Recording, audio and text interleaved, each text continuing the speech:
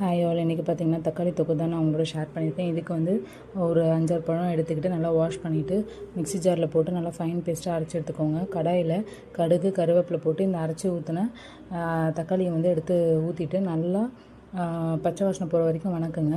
Lid போட்டு மூடி வச்சுருங்க, ஏன்னா கொதிக்க கொதிக்க மேலே தெளிக்கும். நல்லா பச்சை வாசனை போனதுக்கப்புறம் ஒரு ஸ்பூனு தேவையான அளவு மஞ்சத்தூள், கொஞ்சமாக வந்து வீட்டு மிளகாத்தூள், வீட்டில் அரைக்கிற குழம்பு மிளகாய் தூள் காரத்துக்கு தகுந்த மாதிரி போட்டு மறுபடியும் கிளறி விட்டுட்டு நல்லா சுண்டி வரட்டும்னு நீங்கள் விட்டுட்டிங்கன்னா சுவையான தக்காளி தொக்கு ரெடிங்க. இது வந்து நம்ம பிக்னிக்கு எங்கே போனாலும் எடுத்துகிட்டு போகலாம். எண்ணெய் பிரிஞ்சு வந்ததுக்கப்புறம் செஞ்சோம்னா ரொம்ப சூப்பராக இருக்கும். நம்ம ஃப்ரிட்ஜில் ஸ்டோர் வச்சுக்கலாம், 10 days ஆனாலும் கெடாது. இதுதான் மார்னிங் பிரேக்ஃபாஸ்ட்டுக்கு தோசைக்கு எங்கள் வீட்டில் டிஃபன் இன்றைக்கி. அப்புறம் மதியம் பார்த்திங்கன்னா வெஜிடபிள் ரைஸ் செஞ்சுருந்தேன். என்னோட பேபிக்கு செமி சாலிட் கொடுத்துட்ருக்கிறதுனால மார்னிங் பார்த்திங்கன்னா ரைஸு பாசிப்பருப்பு ஜீரகம் இதெல்லாம் போட்டு வறுத்து ரெடி பண்ணி வச்சுருக்கேன். ஆல்ரெடி அந்த வீடியோ ஷேர் பண்ணியிருக்கேன். அந்த கஞ்சி மார்னிங்க்கு ரெடி பண்ணி கொடுத்துட்டேன்.